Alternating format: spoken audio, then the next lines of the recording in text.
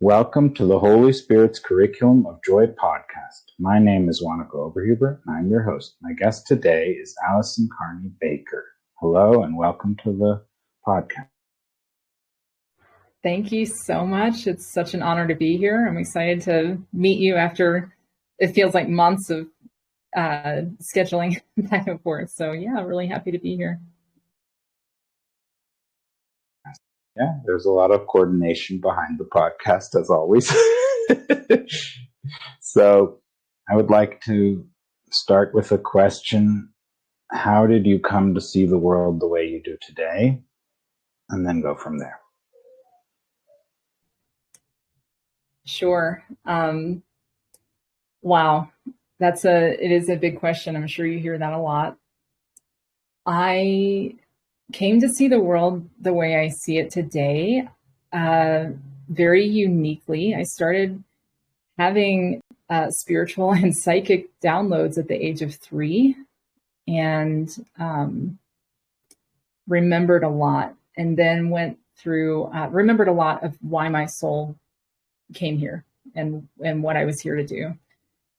And through a process of deep trauma, through getting married at a very young age as well. And then I call it forgetting. Like I started forgetting all of that, and then started reawakening. Really reawakened in a moment around 2020, April of 2020, when all of those visions and downloads that I remembered as a child started coming back up for revisiting. I've definitely been through a lot of hardship, a lot of chronic health issues, many more difficult situations in life where it was very much learning. We could call it the hero's journey, needing to save oneself from the situations that I found myself in. And through that process and that deep embodied learning process, now really view the world as a co-creation of our conscious desires and manifestations. And I work with my clients to access that from a conscious place and to really bring about these heart-centered desires to expand our medicine to the world, whatever that means: healing, love, joy, these higher frequencies that really serve humanity.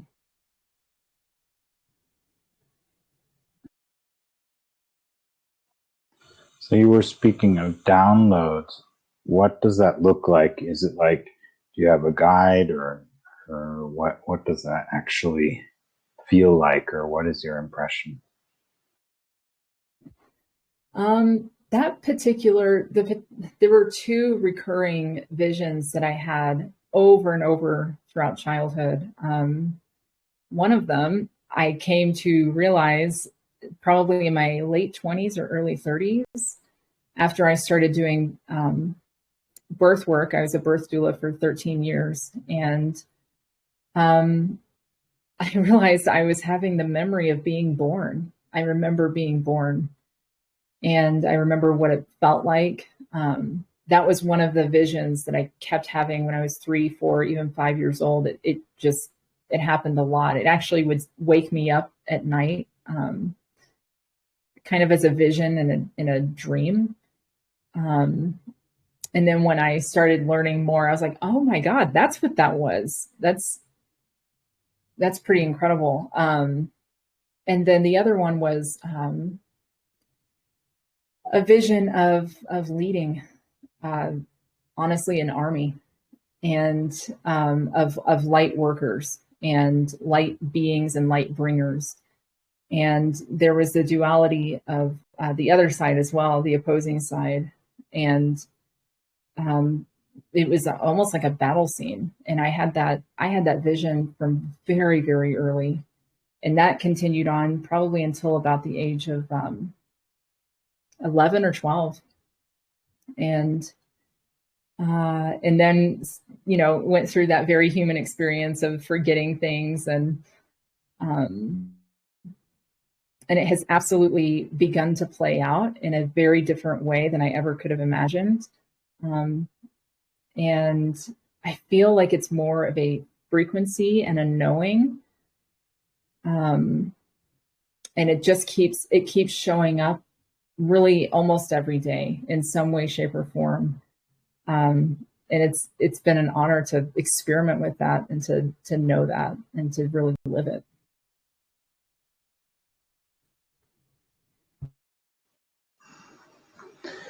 Yeah, there's a lot of things to look at in all of this. So this vision of being a leader, but also having an opposing side, must have meant a lot to you, because what is the opposing side, or what do you mean by an opposing side? Because you were speaking of an army of light workers or light beings. What is the opposing side? Is there any reason to think that they're real, or are they not real, or is it just an illusion that you made up in your mind, or what is your take on That's a really great question, or sequence of questions that I've also asked myself often, because I had a framework as a young child. Well, even before religion entered my story. I didn't come from a religious family, but I did enter into really strict religion around the age of 14, maybe 13, when these visions kind of got dulled and kind of went away. So the framework then was the framework of evil, good and evil, light and dark. But that was very present even before religion entered. Now where I am now, and seeing, okay, we are here. This is a place of duality. This is a place of frequencies. Is this just a construct in my mind? Is this, what is this? I hold both world. I can actually hold a worldview, a dualistic worldview, where I can hold both. So I can absolutely believe and know that there is light and good and evil and dark.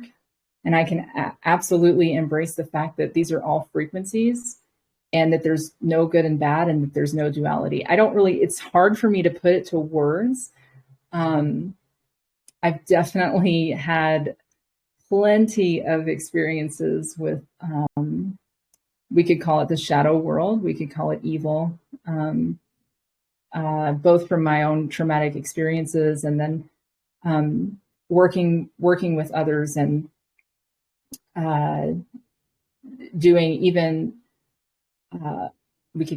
exorcisms and things like or more of a shamanic expelling of an unwanted frequency or a dark spirit, however we want to say. Like, when we start using language and words, we lose a little bit of the actual essence of what we're talking about. But of course we have to use words, because otherwise we can't explain and come to know these concepts even deeper. So I hope that this is making sense, but it can get kind of difficult to put language to.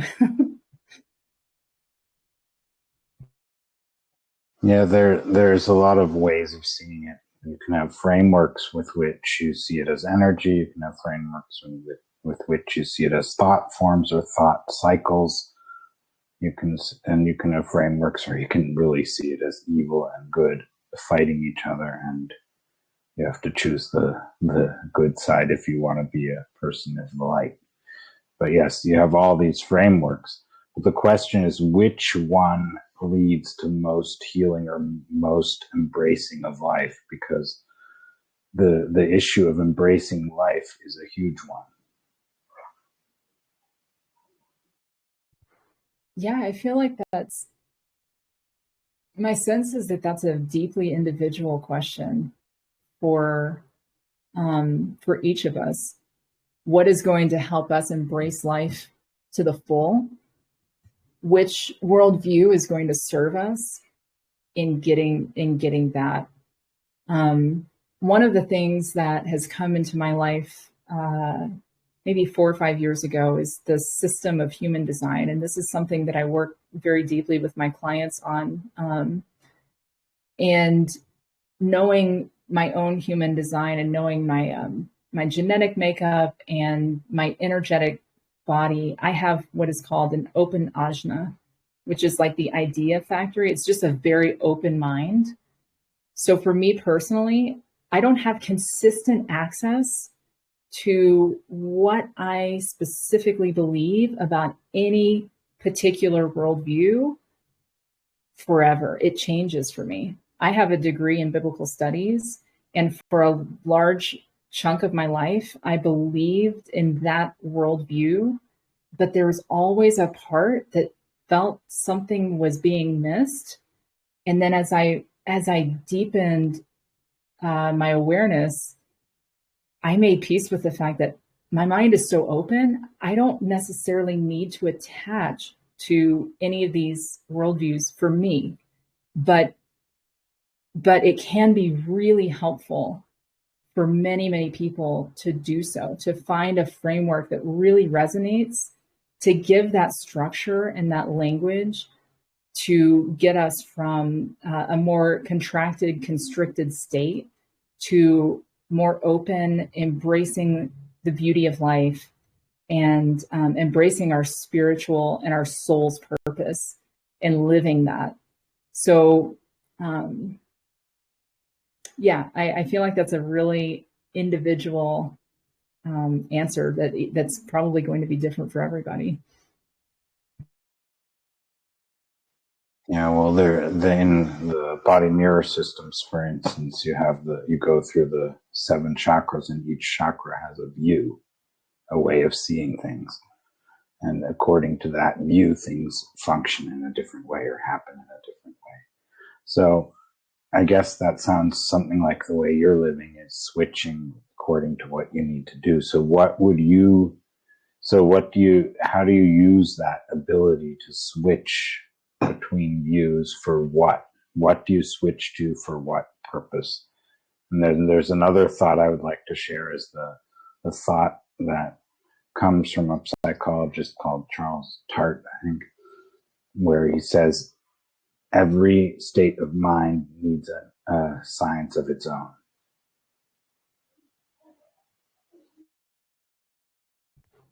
That's a beautiful statement. I really appreciate that statement. To answer your question, I've really found a lot of use and help in understanding my own human design. So it's funny you mentioned the chakra system, because that's one of the pillars that the human design system is built upon. The chakra system, the I Ching, the Judaic Kabbalah, and then astrology, astronomy, genetics, biochemistry, and quantum physics. So all of these are the structures of which human design is built upon. And just knowing my own individually, I was just leading a group call with my group clients on this. We were talking about strategy and authority. So my authority is called a sacral authority. I get nudges from this energy around my sacral center that tells me yes or no. It tells me it's correct for me or not correct for me. That can be as simple as making a decision about where to get lunch, or as big as moving homes, or making a decision with my partner, or with my children, or my career.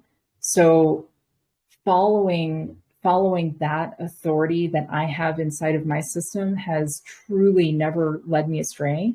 It also works with my deeply intuitive nature. So learning to listen to these cues and not really put society's conditioning on top of it, but just listen to those and move and interact with the world from that place is what has really brought me immense joy and peace and abundance.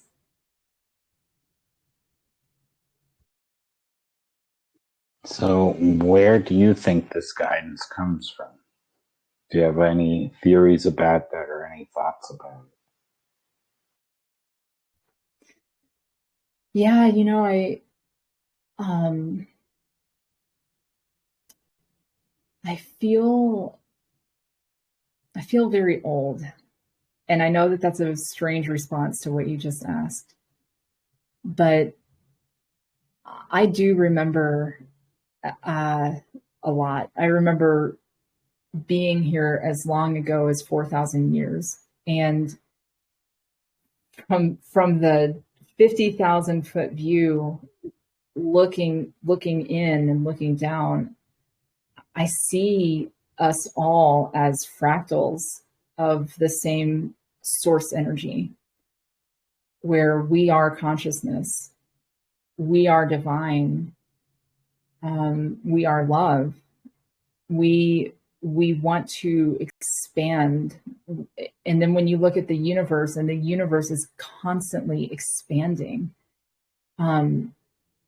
As humans, we've really put a dualistic imprint on everything. Like the universe is inanimate, not living, not conscious. But actually, is it? And like when we exit these more constricting frameworks, I believe we come from the same source, and that is the source of consciousness itself, which breeds life, and it breeds all these things that we can look around and enjoy on a day-to-day basis. But tapping into that energy and knowing who we are on the deepest level and where does it come from, I think it comes from the same infinite source, a divine infinite source.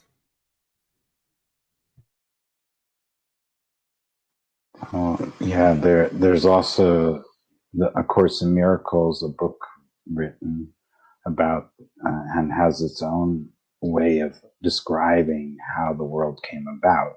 I don't know if you've heard about it, but in A Course in Miracles, it says it was a thought of separation that brought about this world. So this world isn't real. It's a dream. So actually our goal is to remember who we are and return home to heaven, as you might describe it. And that is a process.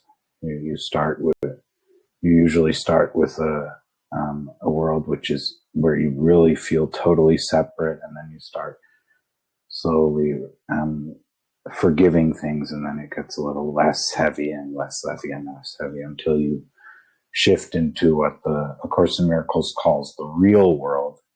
And then where you start shifting into a happy dream, and then from there, the divine can lift you into heaven when the time has come.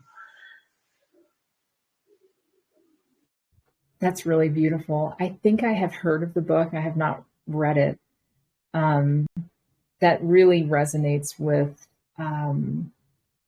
what I've come to understand about, even in human design, we say that our heart center is what is called the magnetic monopole. It's mono. It's singular. We are all the same. And there was a separation that happened that gives us the illusion of being separate. And it is an illusion of duality.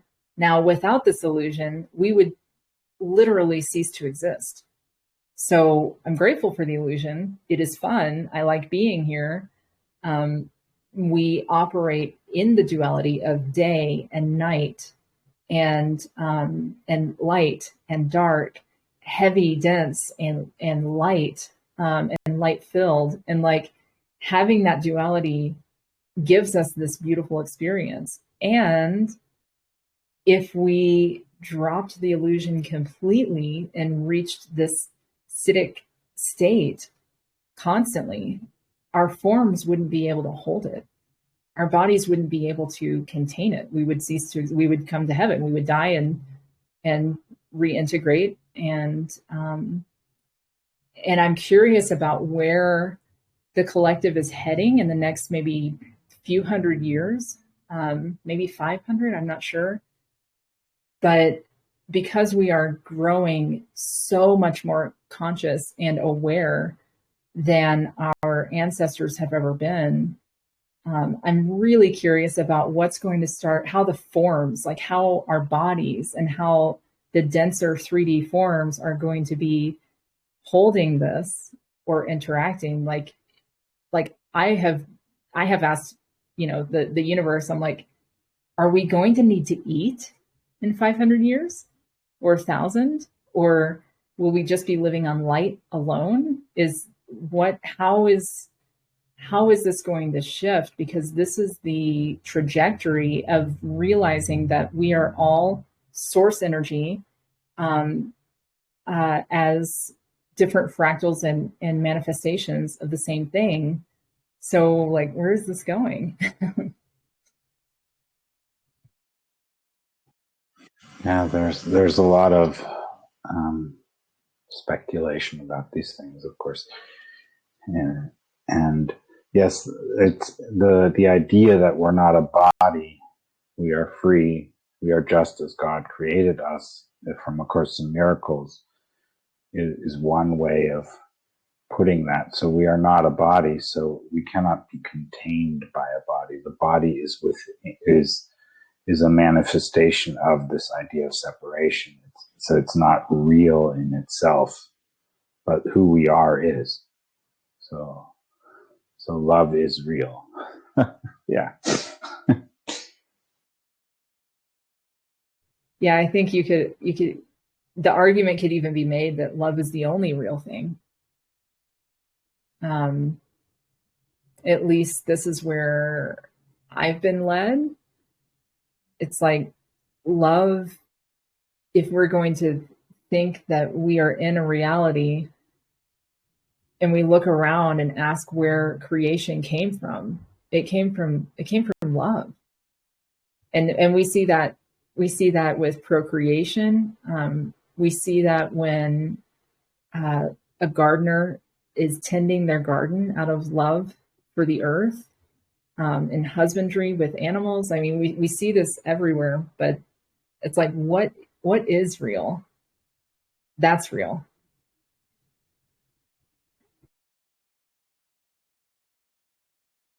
So a very central theme in A Course in Miracles is forgiveness, but not forgiveness as the world sees it, but for different forgiveness in which we haven't sinned in the first place. We're sinless from beginning on. We're, so to speak, clean, free, and never were anything else. The forgiveness is only necessary as long as we experience the idea of separation and think there's something real to it. Well, that makes sense, right? Because if we were truly rooted and embodied in the truth that this is an illusion, love is the only true pure energy available in reality, then there would be nothing to forgive. There's always peace, there's always joy, there's enlightenment. Fortunately / unfortunately, whatever, we're human and we go through things that need and require our forgiveness, and that deeper self-acceptance and that self-love, which can then start manifesting outside of us and creating and co-creating a more peaceful environment, a happier existence, even heaven on earth, if this is the way that we are consistently living. Yeah, the happy dream, the happy learner. It's not yet heaven, but it's the closest we can get in the separation, in the dream. Yeah.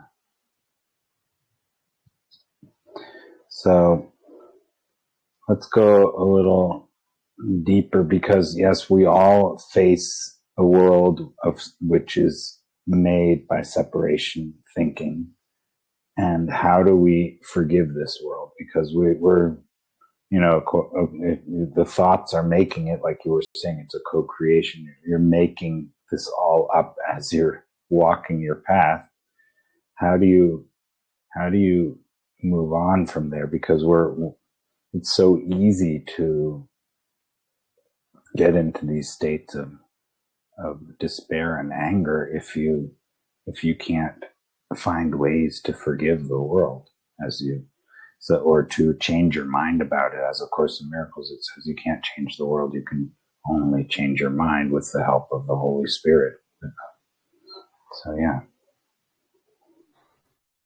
that's a really profound, really good question that I've had to face within myself as I started looking, taking a more objective look at the things I had been through, both as a child, which I didn't consciously choose to be traumatized in those ways, and also the things that happened as an adult that I was consciously choosing because of my programming and participating in and causing harm not only to myself but to others. So for me, the answer has been something that has really helped is realizing that we truly are sovereign. We not only do we have the conscious choice to direct our energy and our thoughts, and then that does co-create, like you were just saying. So that was like step one. It's like, okay, so all of this happened. It had deep, traumatic, horrible impact on me and other people in my life. And I truly felt victimized in so many ways. And that kept that low vibrating existence in play. So it's like when I realized, oh, I can focus on that, or I can focus on healing and truly forgiving not only myself, but the people who did these horrible acts to me.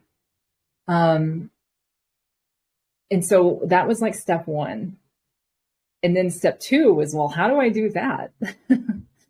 And that's where it was helpful for me to embrace the idea that we all came here with soul contracts, with conscious decisions, sovereign decision to come here and experience these things, to cause a co-creation of expansion, and that these were roles that were played. And for me to, I had to acknowledge, accept, and believe that these things happened to me so that I could help other people. It was an alchemizing experience for me, where it's taking those denser, darker, even evil happenings and turning it into something new, something helpful, something beautiful, even, where I can stand up in that vision that I had from such a young age and lead other people, other souls really, into their freedom by saying, there's truly nothing that you've been through that I haven't been through. There may be one or two things, and other than that, I've experienced it, and I can demonstrate that forgiveness is possible.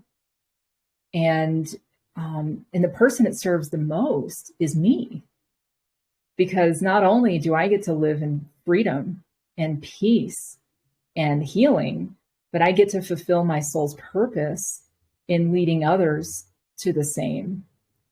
So it's really a win-win.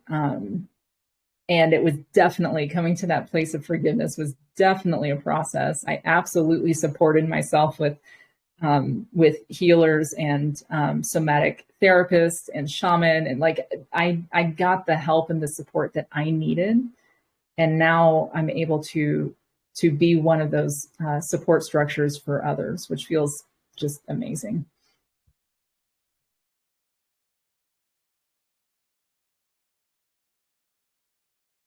So at this point, it's possible to ask questions. If anyone here wants to ask a question, you're welcome to raise your hand by pressing the microphone button, and I can let you speak. Otherwise, we will continue. So this is a very important aspect of it, is the healing of your own trauma, as you're saying, and the recognition that there's a power from moving forward that you can share with others. Or, and in A Course in Miracles, we talk about extending love, right? So you're either teaching separation thinking or you're extending love, or either someone is thinking separation thoughts or acting in separation ways, or they're extending love. So you always have a reason to extend love no matter what, according to A Course in Miracles, no matter what the person is acting out like or saying or doing. I truly believe this. And this is something that I do my best to live by on a daily basis. I'm certainly not perfect. I absolutely said a word or two to the person who almost hit me, on the way to the office in their car because they weren't, I'm not perfect, but really embodying and deepening that Christed consciousness, where I feel like if we look to the Buddha, we understand compassion. If we look to Christ, we understand love. And I feel I'm just grateful for these examples that have been demonstrated to us that we truly can embody. And Christ himself spoke to unity with him, unity with this consciousness that he embodied and lived in, which, as we know, that is the Holy Spirit, that is the source energy. So when it comes, and this is something that, to the best of my ability, I try to put into language for my 3 sons to grasp when there's sibling conflict or whatever there is. And it's like we have the opportunity to extend love. And we can only do that to the extent that we have extended that love inward first. And when lights have been shown on every corner, or as many corners as possible on the inside, and brought in with love, with loving kindness, with acceptance, then it's just easy to extend it to others. It's actually inevitable. It just becomes the way of being. And people that, I'm thinking about, I'm thinking about things as like a story with characters and things.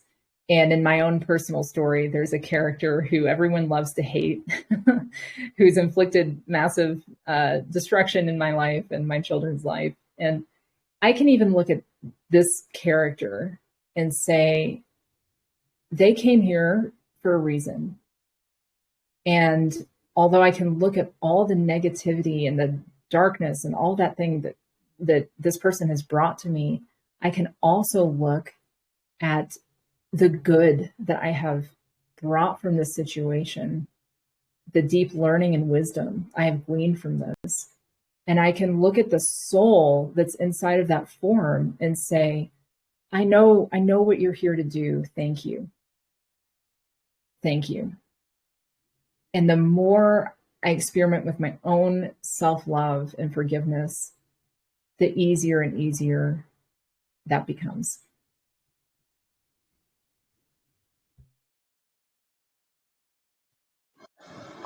Yeah, this is a big topic of how we can stop fighting with each other. Yeah, we're doing it all the time, and not only with each other, but with our own thoughts as well. So but in A Course in Miracles, one of the things it says is only illusions can fight illusions. So nothing else can fight. So the truth doesn't fight, or love doesn't fight with it itself. It can't. It definitely can't. So illusions are fighting each other. So the thing is, both sides are wrong if you think of them as both being separation thinking.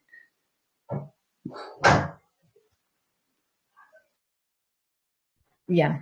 I have seen this play out in my life with my life partner, who we could also call, some people call twin flame. Again, because I have such an open mind, I don't know if I believe in that or not. What I do know is that the only times there has been conflict is when I was not able to truly accept an aspect of myself and love it, or he was not able to in that moment. Those are literally the only points of conflict that have arisen. So it's been really beautiful to have a picture of exactly what you just said. It's an illusion. If we can truly embrace ourselves, there's only love. There's only compassion. There's only peace. There's absolutely no conflict. I've also experienced this just in other places where highly vibrating, conscious people are coming together, whether it's around ceremony or around music.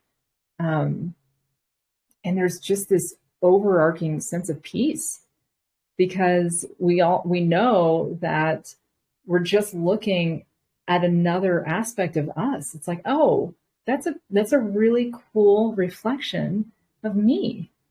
And so is that, and so is that, and so is that. And I love us. Like, we love us. We are, right? We are one. This is the unity consciousness. This is Christed consciousness, I believe.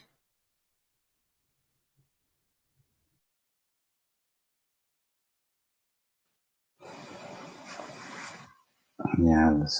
So going deeper into that, how do you see, as A Course in Miracles says, your sibling, other people, everyone is a sibling to each other, because we're all the child of God, of Source.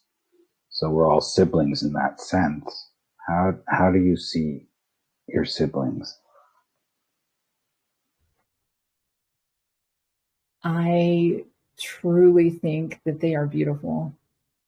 I truly do. This is something I have known since childhood. I started traveling the world when I was 9, and coming into contact with different cultures, different smells, different peoples, different family structures, and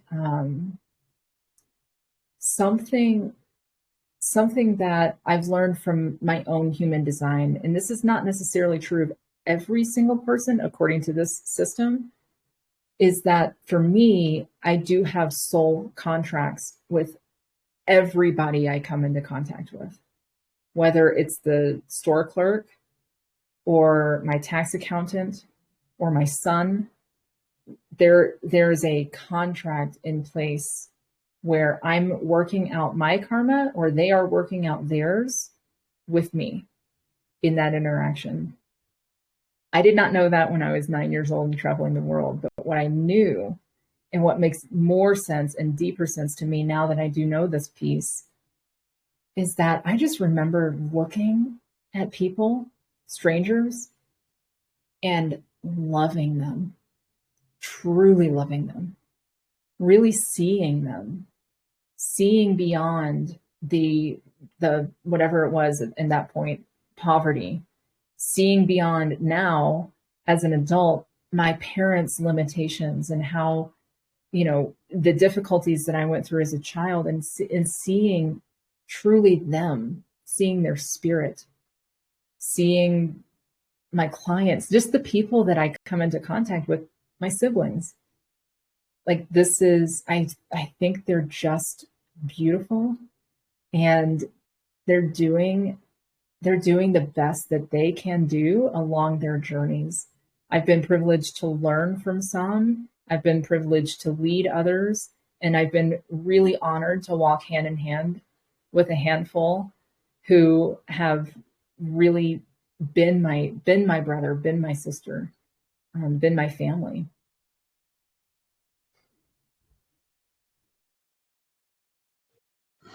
So in A Course in Miracles, it has a way of describing two ways that we are connecting with our siblings. One is disconnecting, basically because it's a special relationship, but you can ask Holy Spirit to transform and use any special relationship and transform it into a holy relationship. Now, in the holy relationship, we see each other as whole. So we're no longer vying for affirmation or for anything from each other. We're actually affirming each other's wholeness, and thereby remembering who we actually are. Because we need, in A Course in Miracles, it's all about relationships, it came about because of the idea of bringing peace to relationships, because they were the two people who brought it about. They were in a community of psychiatrists and psychologists that were constantly having discussions or getting into types of fights, or not fights in the sense, but vying for attention or for power or whatever. And then they came to this idea that they want to find another way. And that's when A Course in Miracles came about. So it's all about bringing peace to the way we see each other and to the way we see the world, and changing that, so to speak. And that change comes from within.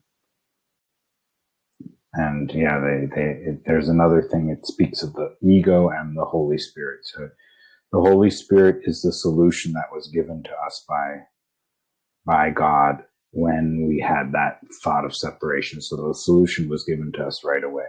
So it's what connects us. So the Holy Spirit can actually see our separation thinking, but knows it's not true, right? Sees through it.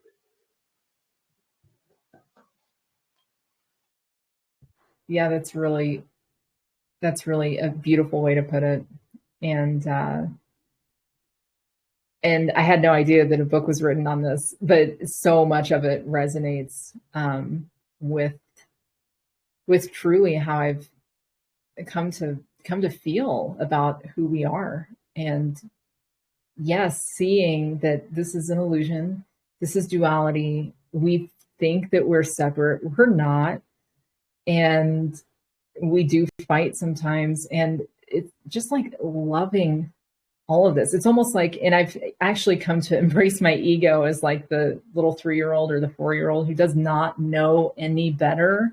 They're just trying to survive.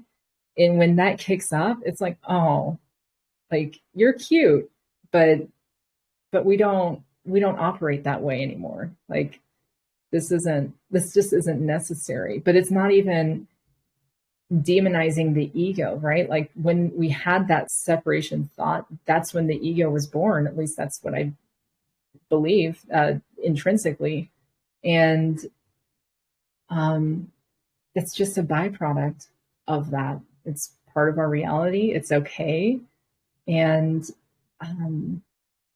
yeah, I'm really grateful for books like that, for systems like Human Design, for anything that's going to give us the language and the framework to deepen this level of self-awareness, self-love, and self-acceptance, because we're not just doing it here in the self.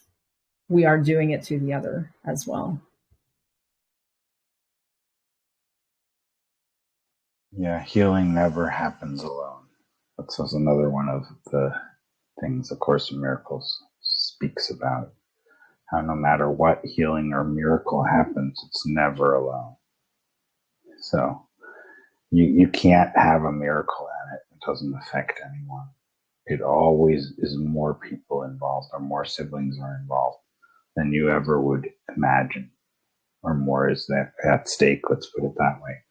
It's why it's so important to remember who we are, because it's not just, it is for us, but it's for everyone in truth. And it's our joint journey of, and that's why it also speaks of walking each other home.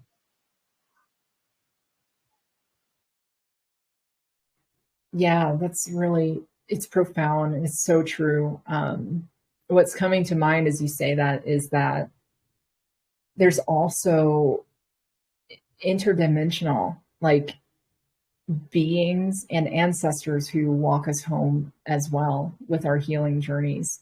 I've definitely seen this in many ways. I learned this from the Aboriginal peoples in Australia when I was a teenager, and I know this is within the fabric of the Indigenous peoples and how they've known for millennia that this is part of our reality on Earth, is that there's so much more than we can see. And I believe that goes for our siblings as well, and for the people in our lives. There are people on the other side. There are interdimensional beings who partner with us and assist us, and who actually take joy in doing so. And so it's really cool. It's an honor to be aware of that, and to have the ability to tap into that when we need it, because sometimes on some of these journeys we feel alone, and in the 3D we may be alone. That's the hard truth. We may be alone in those moments for a day, for a week, a month, sometimes I don't know how long, but even in those places, we're not truly alone, right? We have access to this. A Course in Miracles actually speaks about that as well, and it says, you're never alone, and on top of, if you knew who was walking beside you, you would never be afraid either. So, but we don't, right? We're not always aware of it, so we are afraid. But yes, if we knew that and were aware of that in every moment, we wouldn't be afraid of anything. Absolutely. This is something I feel really humbled and grateful to be experiencing, is this place of no fear. And I don't say that lightly, because I'm very acquainted with fear. But really knowing who's got my back. Not only do I have it, but my lineage has it. The guardian angel that walks with me. I didn't know that I had a guardian angel until earlier in the year, when I had my aura photographed, and there's this white being that walks on my right side. The spirit that has come to me through animals, recurring through dreams throughout my life. Our plant allies, bamboo has come to me. Like, it's everywhere. We are so supported. We are so supported by our higher beings, which one could argue are higher versions of ourselves. You could say God creator, you can say source, Holy Spirit. Like, we are so infinitely supported. And I cannot overstate what you just said, that if we really knew, we truly would walk with no fear.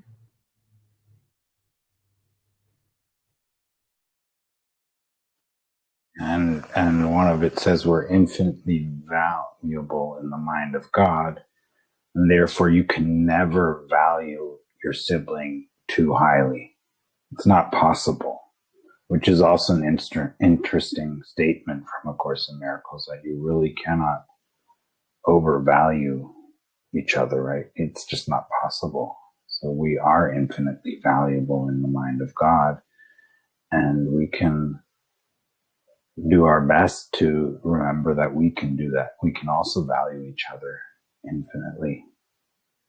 I mean, not yet, but we might not remember how to do it, but we can certainly ask for help to learn to do that. Yeah, two things come to mind when you say that.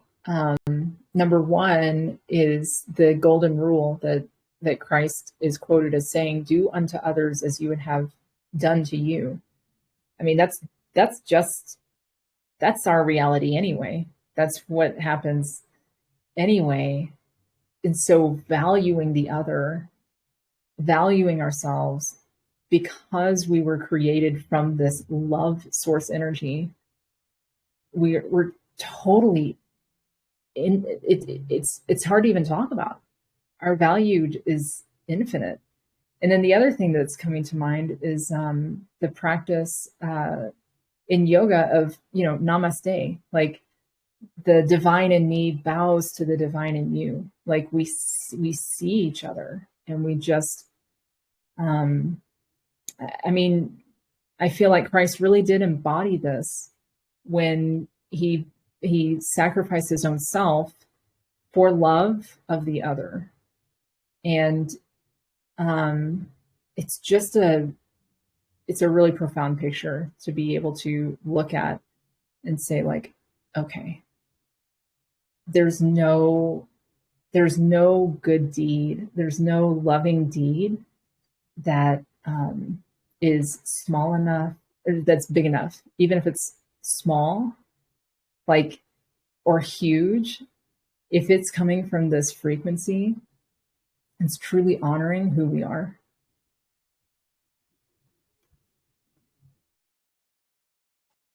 Yeah, in A Course in Miracles, it also said no sacrifice is necessary.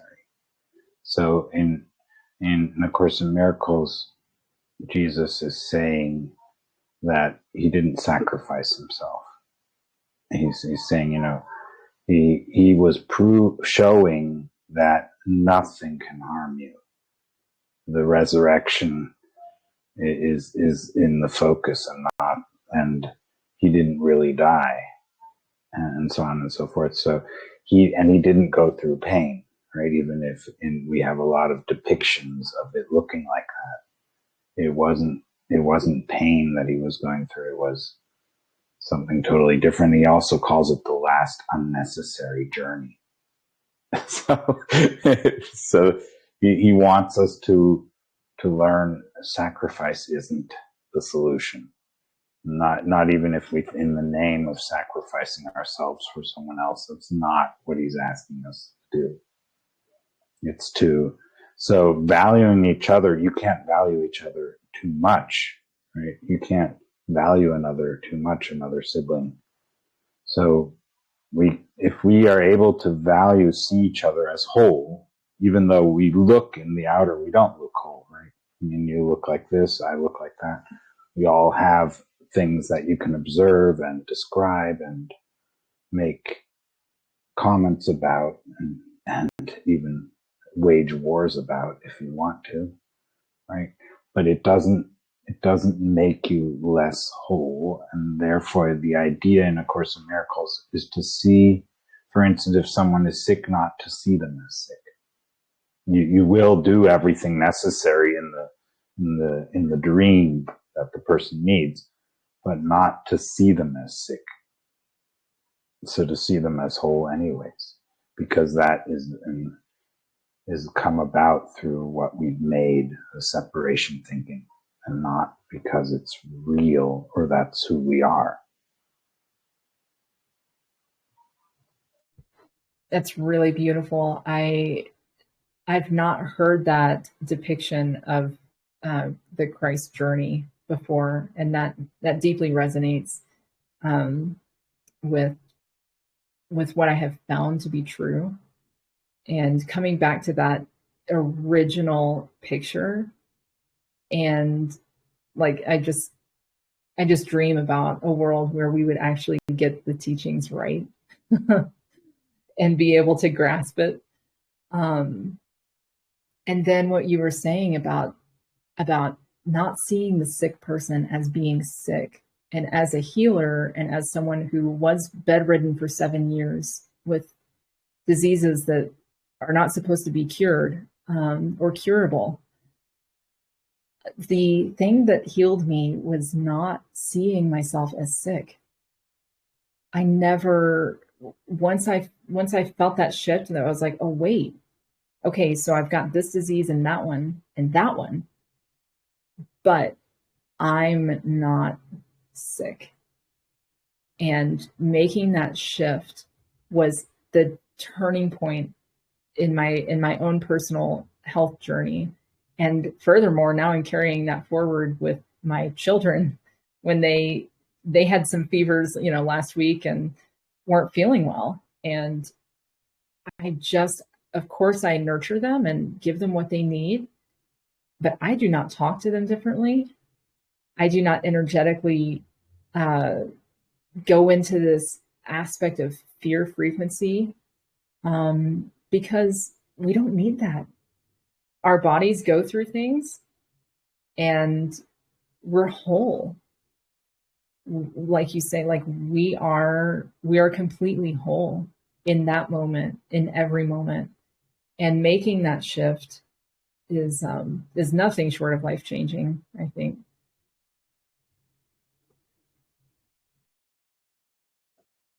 Yeah, and to be able to actually make that shift, right? Because I know when you're sick, you're going through a lot, and your thoughts go all over the place, right? So to one of the things that people think is helpful when they're sick is to have hope and to develop a perspective. But you're saying it's not about hope or perspective, it's about choosing to see yourself as healthy, even though the world of the dream, in the dream you are incapacitated in many ways. You can't do what various things. So some people also say it's to change the focus to what you can do. So I don't know, there's these things are maybe part of how you do it in the dream, but they're not the whole picture, right? If I understand you correctly. Yeah, one of the positive things I learned from being so brainwashed in the strict fundamental religious system that I entered into as a teenager and was part of for 20 years. One of the things I learned was that I could be brainwashed. So I just decided to brainwash myself. I was bedridden. I couldn't function. To get off of the couch or out of bed to make lunch for my children would put me back in bed for the rest of the day. And I just remember thinking, like, wait a minute. I know that my body's doing this and that in 3D this is actually happening, but I want to become a doctor, and I'm going to choose to believe that I can, even if I don't believe it. I'm just going to. So I literally brainwashed myself to, I would say I am statements to myself. I would say mantras to myself. I would just tell myself enough times, because I knew that these external forces had told me what to believe for so long that I really believed it. I was like, why can I not do that for myself? So I signed up for a pre-med class, and I would go for 3 hours and sit there and barely make it and come home and lay in bed the rest of the day. And I just chose to believe that something else was possible. And then I started matching it with action. I did the same thing when I started my martial arts journey about 8 years ago. I started with 30-minute Tai Chi classes, and I could barely stand for the 30 minutes without fainting. But I just kept choosing to believe that it was possible. And here I am 8 years later. I'm a Kung Fu martial artist. I live a very full, very active life. And the doctors that were assisting me back then would have told me, I mean, I was headed for a wheelchair.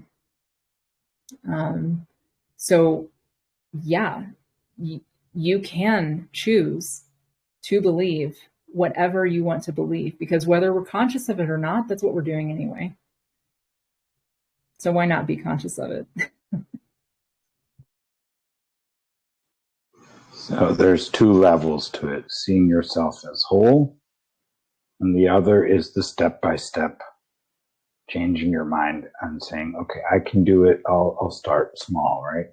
I'll just go to those 3 hours of class and sit there, maybe be, very tired and very unconcentrated, but I'll be there. I'll start listening and then I'll go for a day seminar the next, if after a few months or whenever it's possible, right?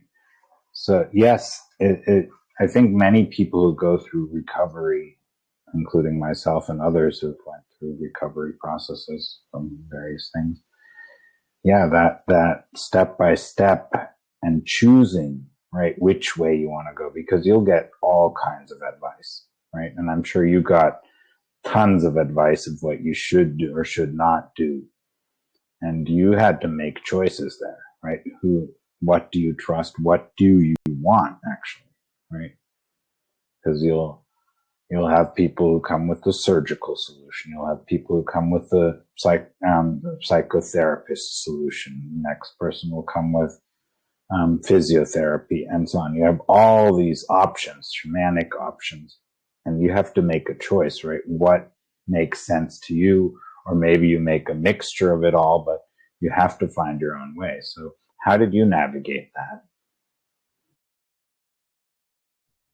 Yeah, it's a really good question, and something I'm really passionate about, because I have interacted with clients in my past. I don't necessarily work with chronically ill people as much anymore, but one of the things I've always said is you have to find your people, your correct people. That goes for your healers. I had a team of healers that I hand selected, and I didn't follow any of the traditional protocol at all, because I was following this deeper intuitive knowing that these particular people were in my path and they would help me get where I needed to go. There was a point in my life where I absolutely had zero self-trust, and I had no energy. And I didn't think that I was whole. I felt like I was completely flawed in a very negative way, and that I was not a particularly good human being. I just didn't have any good self-thoughts at that time in my life. But I still had this knowing that the right people would get me to where I wanted to go. And through that journey, of finding those people and listening to that like body intuition that just knew, that absolutely became true, to where not only did they show me the path, but through that journey, I deepened my own self-trust, to where at the tail end of my journey, I was actually not even doing what they were telling me to do. I was doing what I knew on a deeper level would lead me to my true fulfillment, my true healing and wholeness. And and following that at every cost, at any cost, knowing that my deeper purpose is to raise my children, to be here and lead the leaders of the world in thought and in business and in medicine. And the winding path that has taken me on has been nothing short of incredible, to where after we conclude today's interview, I'm going to head to the airport and pick up my shaman that I'm flying in to facilitate snake venom ceremonies from my home, because this medicine is very unknown, but extremely effective in cleaning up the last little 5% that I'm dealing with in my body because from the previous disease. So it's like, how on earth would I have found one of the 6 humans on the planet who has access to this medicine to bring them into my home and do this? There's no other way other than really listening to the deepest knowings that we all have, so we can trust ourselves. Even if we can't see it and we don't know it at the moment, you've got something inside of you that will guide you to your next step every time. Yeah, another aspect of it is it costs money. There's a lot of money involved in these journeys usually. So because you usually won't have insurances that pay for the decisions you make, because you'll probably make a lot of decisions that are outside of what is insured, right? If a part of it will be insured, you might find parts that are useful, right? But there's also parts that will not be insured, and you have to spend a lot of money. So another question about that is how do you deal with that? Because if you spend too much on that, it could also be harmful to you and your close ones and the people you're dealing with. So you have to navigate that. Another question is, you said you wanted to become a doctor. Did you become a doctor? Really good questions. I was applying to medical school when the pandemic hit, and because of my own personal knowings and beliefs about certain requirements to enter into even the naturopathic schools that I was looking at, I decided to follow my soul's journey and pivot. So I did not choose medical school. I chose to become a certified functional medicine health coach. And part of my 10-year plan is to partner with and support new paradigm schools of medicine. So I took a little bit different pathway. And then I'm really glad you brought up the money piece, because I often forget about that. But I've probably invested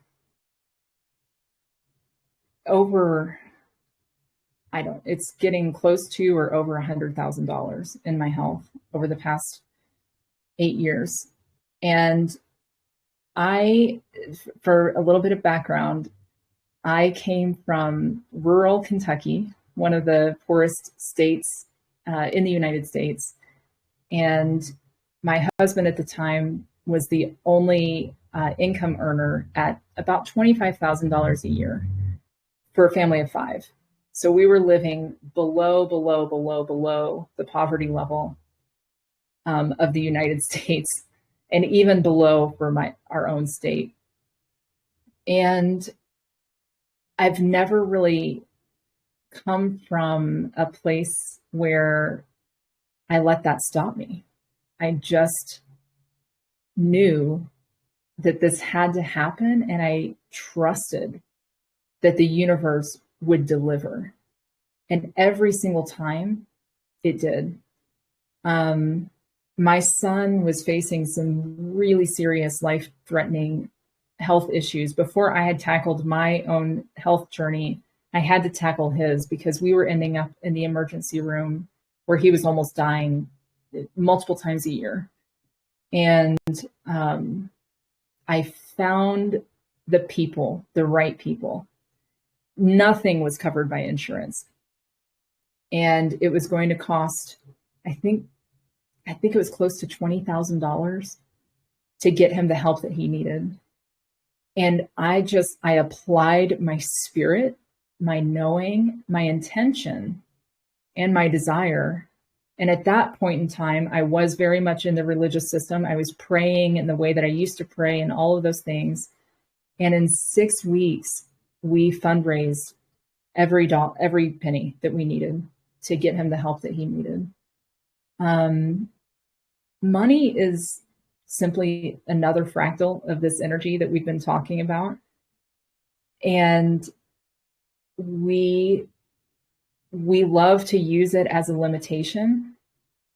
We love to demonize it. We love to worry about it. We love to stress about it. We love to complain about it. And it makes me sad. It's like if we did that to a sibling, one of our siblings that we were just talking about, what kind of energy would that breed? Like what would be coming back at us if every time we sat down for coffee with this sibling, we were complaining about them, worrying about them, bringing all this negative energy to the table, when its only true purpose and desire is to support us. So it's funny because I never in a million years thought that I would be working with my clients about money, but this consistently comes up because it's one of the greatest tools that we have to support our soul's mission, to bring our medicine to the world, whatever that is. And so it behooves us to heal our relationship with money and to allow this energy to flow to us. So nothing that I've ever paid for on my health journey has ever been covered by insurance. And I've gone through aspects as a single mother after my divorce. I think I had a tax return of $12,000. But that didn't mean that it didn't show up. It always showed up. And now I actually know how to turn the faucet on and consciously manifest. So that feels great. I don't have to worry about it anymore. But it is a barrier for many people, but I just bring us back to, it's only a barrier in our minds. It's actually not a barrier. It doesn't have to be. Yeah, that's something we all need to face, right? This idea of scarcity and all these things that come up that are part of the idea of separation. So yes, I'm facing those same issues as everyone else. We all are in our different ways. What I also wanted to comment on is the knowing that there's many health systems. We think there's only one, right? So there's allopathic medicine, there's this medicine, that medicine, but there's many. And in anthropology, for instance, when we speak about the allopathic medicine, it's called the biomedicine. So anyways, so there's many systems. And so to be conscious of that when you're going through a health journey, and that it's not true that there's only one system that you have to believe in, right? So there's various ways to get back to health. And one system may say there's no way with this system. We only can do this much for you. But there's other systems that know and have options. So to give up because the system that you're used to says there's no way out, it would be a shame. Yeah, we could really transplant this to saying, like, there's only one denomination. There's only one path to really know. It's like, oh, really? Because I don't think so. And it is the same in medicine. And I'm really looking forward to the day when the masses understand this. If I would have limited myself to the system, I absolutely would be in a wheelchair today. I know beyond a shadow of a doubt. But because I went to the more holistic methods, I went to methods that are more in keeping with Mother Earth. And in these older, more traditional systems and knowings, not some of them didn't have all the answers for me, but they had what I needed in the moment. And then I can incorporate this piece and this piece. And as a collective, it is absolutely what led to my healing. And also the frequency that these healers bring is so different than what you're going to find in a fluorescent lighted, sterile room where someone has to wash their hands 20 times if they touch you because you might have germs. It's like the frequency that is brought by these more traditional healers who are in tune with earth and in tune with their own selves. They bring this love and this compassion, and that alone is going to help heal faster and more completely than what we would find in a more, let's say, an allopathic system, which I did benefit some from that as well, but I won't get into that. It's just not limiting ourselves to these constructs that we think dictate, because really all that is an excuse.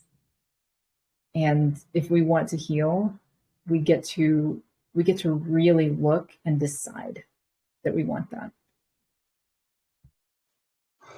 Yeah, even within the so-called the biomedicine, there's many, many different views and many different approaches to health. And that's why one type of doctor, even within that type of doctor, there's many different views. And then you might go to another type of doctor and they have another set of views, even if they're working within the same system, because within this biomedicines, there's specialization. So every type of doctor has a different specialization and they go about things in a different way. So even within that system, there's a lot of choices to make, and even within the same type of doctor, you'll get different answers. So it's very important to find the path that is working for you, right? So it independent of, I'm not saying you have to go out of biomedicine, not at all. That is an option. You can add other systems, or you can, and so on. But to just demonize one system over another doesn't make sense at all. But you need to make choices, and you need to make them consciously and to do what is necessary for your health, right? And maybe you'll make the wrong choice. I mean, if one system is saying you're not going to survive and you don't find anyone else out of that system that believes in you, which actually they could, you probably would find someone within the same system that believes you can get healthy again, right? It's not like it's going to be one, because one doctor says, or two or five doctors say you can't survive, doesn't mean that all doctors within that system will see that way. And by the way, I've had doctors on the podcast as well, who one of which spoke about how to listen to God's voice, which is a very interesting topic. And he was an ER doctor for many, many years, and how he worked with Jesus in his work as a doctor. And the other one, another doctor, she was actually my first guest, was a doctor as well. So, a medical doctor. So anyways, yeah, there's a lot to look at in this podcast and a lot of various understandings and insights. And so I just encourage us to use what works, right? What works for us, and to make choices. And yeah, even if like we say, you know, you might come to doctors who say you're going to die anyways. I remember learning the chakra system. The teacher of the system said, yeah, they said, it's your end. You're going to die. Right. And then he said, okay, if I'm going to die, I'm going to just do whatever I like now. Right. So he went off to Club Med and this and that. And then he actually lived another 25 years, right? right? And they said he would die, right? And he would have died, right? If he had continued in that way. But for him, for instance, one of the key subjects was to choose to do what he wants, right? And not to worry about it. Like, you have to eat this, you have to eat that. And he just ate whatever he wanted to eat, right? I'm not saying that's what you should do, but there are choices to make, and there's many paths to health. And I don't know what you were speaking of some of the reasons you got healthy again, but there's many. Yeah, absolutely. And that guy found what worked for him, and that's what he did, and that's what led him to health. I believe in keeping our antennas open to who those correct people are, those correct opportunities. Like you say, even if it's in a hospital or elsewhere, it's like, where's that person who's going to help when you need it, and follow that. And then the art of surrender and acceptance. It all roads lead back to that frequency of peace and deep inner knowing. And some healing journeys don't mean you'll survive. Right? I mean, I've had guests on the podcast who have passed in the meantime, right? But their message in the midst of their health issues are so beautiful, right?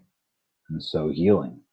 So it's always important to decide what is real for you, I think. And that doesn't mean that it's the solution that the world would say is the right, if you prove that what you're saying what you're sharing is healing or extending love, then wouldn't the proof be that you survived, or that you would not be hung up like Jesus Christ, right? He was hung on the cross, and there were people saying, well, you wouldn't be crucified if you're the Son of God. How can that be, right? That doesn't prove anything, so to speak. And so the truth is that love is independent of these outer circumstances. It does not, the outer circumstances or what goes on is not necessarily proof of how loving you are or not.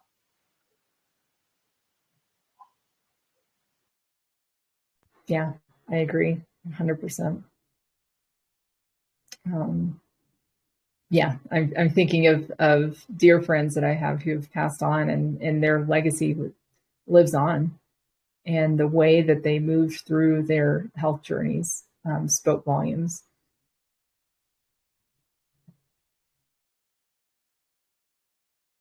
Yes, exactly. So it's really, really important to keep that in mind.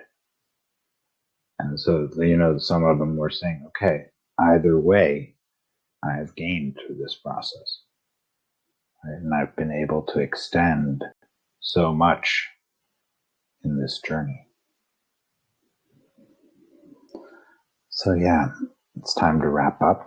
So thank you so much, Allison, for joining us here on this podcast, sharing your insights and your journey. And please share about the podcast with people, let people know so that they can find all the different conversations I've had with various people. And yeah, thank you everyone for joining us. Thank you for supporting the podcast in any way that you do. You can, for instance, review the podcast. You can become a guest on the podcast. There's many ways, or spread the word about it. There's many ways to support this walking each other home that this podcast is there for. So thank you once again for being here, and blessings to you all. Okay.